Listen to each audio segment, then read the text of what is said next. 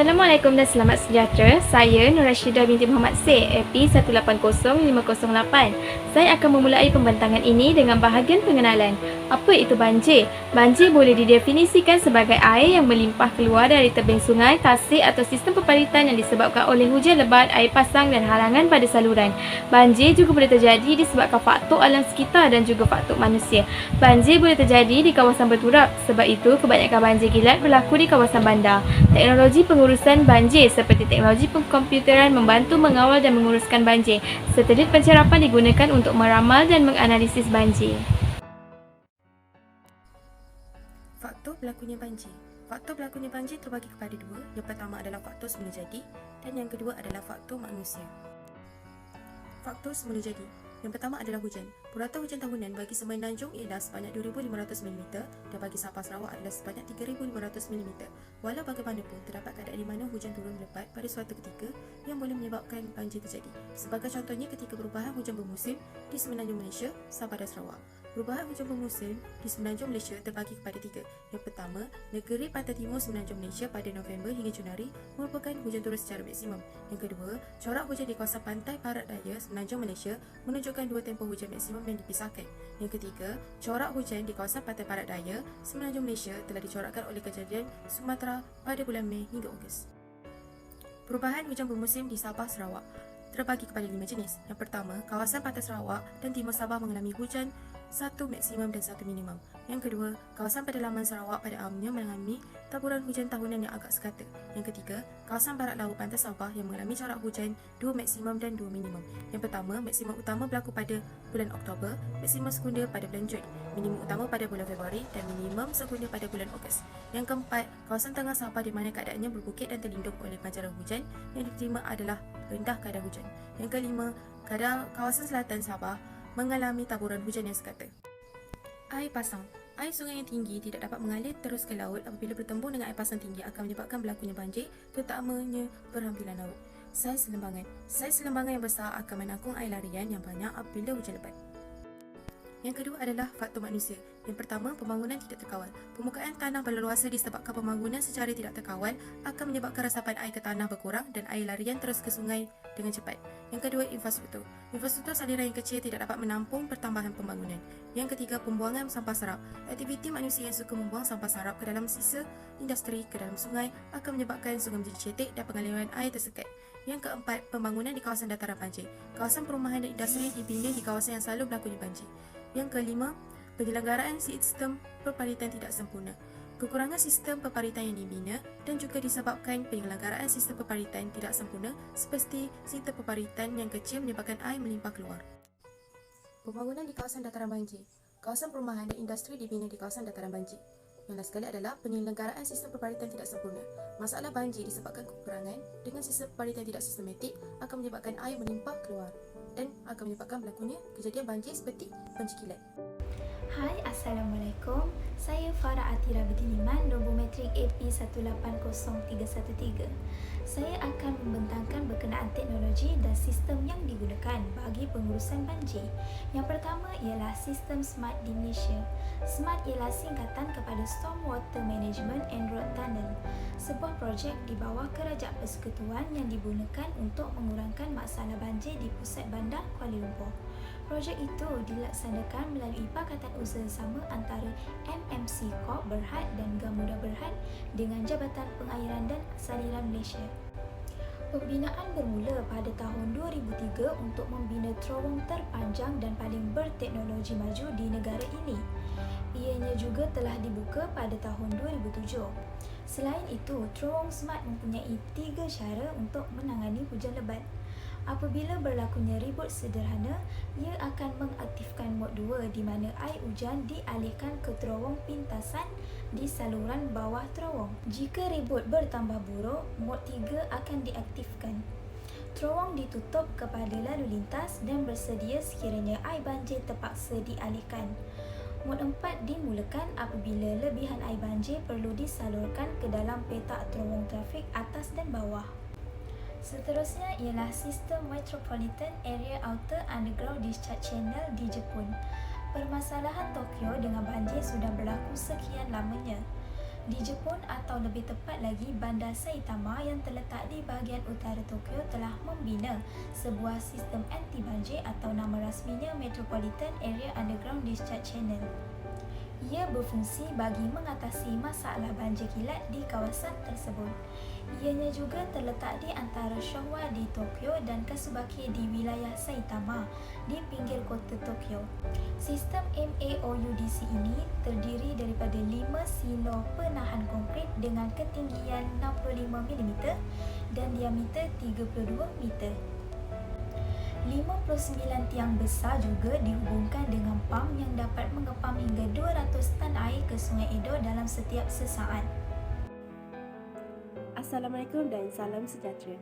Saya Syahidah Muhammad Shah. Nombor matrik saya AP180426. Saya akan membentangkan tentang sistem teknologi halangan Mechelen atau Mechelen Barrier di Belanda. Mechelen Barrier terletak di Duweg Waterweg iaitu di bahagian selatan Holland, Belanda. Sistem ini merupakan sistem yang rumit dan praktikal di mana ia mampu mencegah banjir dalam apa jua bentuk dan keadaan. Struktur ini dikawal sepenuhnya secara automatik bersama dengan halangan Hartel dan tanggul Rosenberg. Oleh itu, halangan Mechelen menjadi sebagai penghalang lonjakan banjir ke hadapan, di mana ia akan menerima beban banjir sepenuhnya dari arah laut dan dapat melindungi penduduk terutamanya di wilayah Zuid-Holland. Halangan Mechelen terjadi apabila semasa paras air telah berada melebihi paras aras 3 meter, lengan penghalang akan diaktifkan. Apabila berlakunya air pasang surut, dok akan ditenggelami air dan pintu berongga mula terapung. Hal ini akan berlanjutan sehingga selama setengah jam dan injap akan dibuka apabila pintu terletak di aras sungai. Selepas 1 jam bahagian itu dibuka, pintu boleh diletakkan rata pada ambang bebas kelodak. Paras air di tepi laut kemudian akan menjadi lebih tinggi daripada air di tepi sungai. Hal ini terjadi apabila air naik di kawasan sekitar, sensor atau peneria akan mencetuskan dinding untuk ditutup dan tangka air untuk mengisi sepanjang penghalang. Hai, nama saya Nurul Azwar binti Nur Hazwan. Nombor matrik AP180015. Saya ingin membentangkan tentang kelebihan teknologi kepada alam sekitar. Kelebihan yang pertama ialah kelebihan sistem terowong smart iaitu membantu menjadikan bandar lebih berdaya tahan. Infrastruktur bandar pintar dimasukkan ke dalam bandar dan komuniti lestari, satu ciri yang bertujuan untuk diperluaskan dalam memerangi perubahan iklim. Infrastruktur jalan raya yang berfungsi sebagai jalan raya dan tangki ribut memberikan fleksibiliti yang hebat. Kelebihan yang kedua ialah kelebihan sistem Metropolitan Area Outer Underground Discharge Channel dalam pengambilan tanah. Berdasarkan undang-undang, pemilikan tanah dianggap meluas di atas dan di bawah tanah di kebanyakan kes. Sistem tersebut jarang digunakan dan secara amnya, tanah itu diperoleh melalui rundingan sukarela dengan persefahaman dan kerjasama pemilik tanah.